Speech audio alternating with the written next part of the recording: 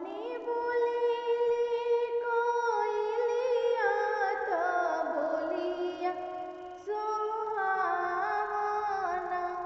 दुअरा पर बोले चौकीदारवा तो पापा के जगावेला।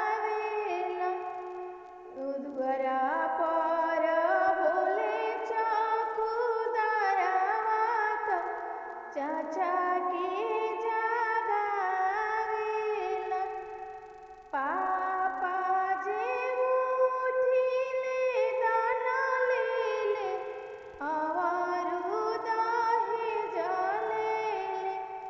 चाचा जे उठिले दाना लेले आवारू दहेज लेले।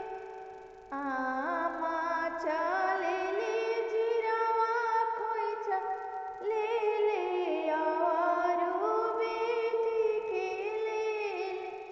चाची जे चलेले जीरावा खोइचा लेले आवारू बेटी के लेले।